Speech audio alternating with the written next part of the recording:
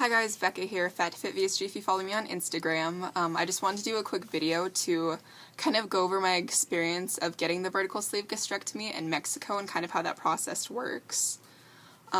So I had my procedure the 23rd, so I'm now a week post-op, but I'll get to my week post-op video a little bit later. Anyway, so I flew out the 22nd in the morning. I arrived in San Diego at about 9 o'clock in the morning. The van was there, and I met up with a group of people, and we drove to H&M Hospital directly. And so once we got to H&M, they did our blood work, they did EKGs, and the driver and everything was very friendly. The staff was very friendly. One of the nurses spoke English, so she pretty much just translated for the other nurse while we were doing that. After we had our blood work done, we went ahead and we went back to the hotel, and we stayed at Hotel Rio del Rio. It's a very nice hotel. The staff there was very nice. As part of the package, we got pretty much unlimited popsicles, chicken broth, water, Jello, things like that. But after the procedure, you're not going to have too much. And I went alone, so I wasn't too hungry or anything. Everyone was very nice. So I was in the room for a while. My roommate arrived later on. She was great. There was about, I want to say, 10 people in the group that showed up that day. In the van, there was 4 of us that were getting the surgery, and so we all kind of caught up and got to know each other, and I made a couple of really great friends, actually, who had the procedure the same day as me.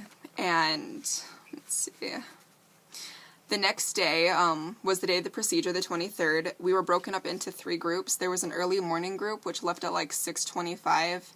There was the second group, which was the group I was in, which left at 10, and then there was the third group, which left at 12. And I didn't have the procedure until around 12, and I was the first in my second group to have that procedure. So let's talk about the procedure itself. The last thing I remember the anesthesiologist saying to me is, "Are you nervous?" And then it was lights out. And so when I woke up, they were actually pulling, I think it's called a bogey, the thing that they stick down your throat into your stomach to size your stomach for you. They were pulling that out, and that was kind of just a, oh, okay, so this is happening thing to wake up to. And then once I woke up, I was incredibly thirsty. You're not allowed to drink anything for the first 24 hours. You are on a IV for the first 24 hours. And then right after the surgery, like, we got right up, we walked to recovery. It all happened very fast. It was kind of just like boom, boom, boom, done. And I think that there was, I want to say 10 people who got the procedure that day. There was quite a few people. In the recovery room that I was put in, there was 3 other ladies, lovely ladies, and there was also a couple rooms that only had like 2 people, and there was another room that my hotel roommate had, and she didn't have a roommate. And so it depends on what room they put you in, depending on whether or not you're going to have a roommate.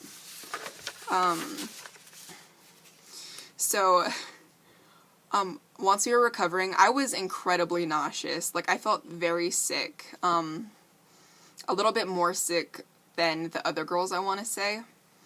They said that had to do a little bit with my size, but I don't know, since I was one of the smaller people getting the procedure, it was just a little bit more difficult for me to adjust with the gas pain and the nausea.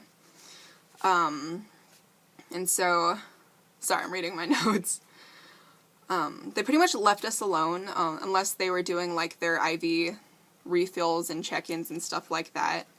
The nurses afterwards didn't really speak any English, and I knew a little bit of Spanish, but like muy poquito español, very, very little Spanish. And it was kind of funny because at one point one of the nurses had said something to one of the other patients, and she looked at me to translate, and I was like, I'm sorry, I can't translate that. I don't know what that means. I'm sorry. But after that, they handed us pretty much, they weren't discharge papers, they were just the instructions for post-op. And those instructions were kind of sad. They aren't very good instructions. It pretty much just tells you when to take the medication and, you know, stay on liquids for 2 weeks and then introduce applesauce and stuff. Like, it wasn't very good. Like, I definitely need to see a nutritionist just to get all of that squared away. Other than that, it was pretty nice. And so, let's see. We stayed there for an additional 2 days. It wasn't the day after, it was the day after, no. It was 2 days after we had the procedure, we had the leak test. Or was it the day after? I'm not sure. But we had the leak test. I passed the leak test. And so that was nice. They make you drink a disgusting liquid, but, I mean, it could be a lot worse. It wasn't too horrible. As bad as everyone made it sound, like, it wasn't that bad. And then the last day there, I actually had my drainage tube pulled out the last day just because, this is kind of sound kind of gross, but my fluids were still really red. My drainage tube stayed in the longest because it wasn't ready to get pulled out. Yeah, while everyone else was walking around Tijuana and shopping and whatnot, I was in the hotel pretty sick. And so the nurses and everything were there to help me out if I called them. They were there within, like, the next 10 minutes. Like, it was good. And so when we left, checking out was super easy.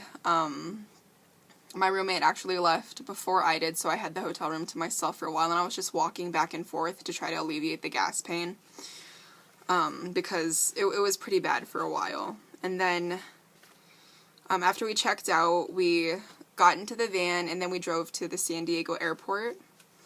And the border, it didn't take too long. Pretty much all they did was look at, in my case, it was my birth certificate and my ID. And for others, it was passports. It was just pretty much your identification. And that whole process probably just took us an hour. They didn't do any extra checks or anything like that.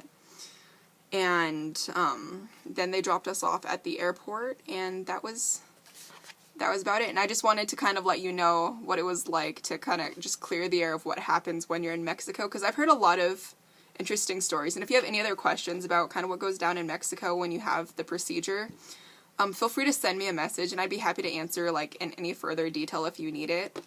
But all in all, like, I had a really good experience. Dr. Almanza was very nice. I only met him once, and that was when he came into the room and did his explanation. He says he doesn't speak very good English, but I don't know, maybe he knew it verbatim, but it was very fast, and it was just, if I had to summarize it, it was a good experience. It's definitely what you pay for.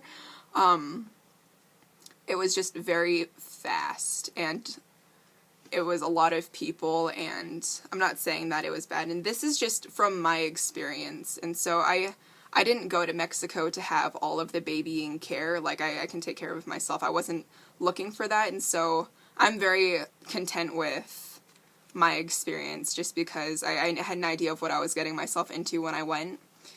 And, yeah, everyone was very nice. It was just very fast.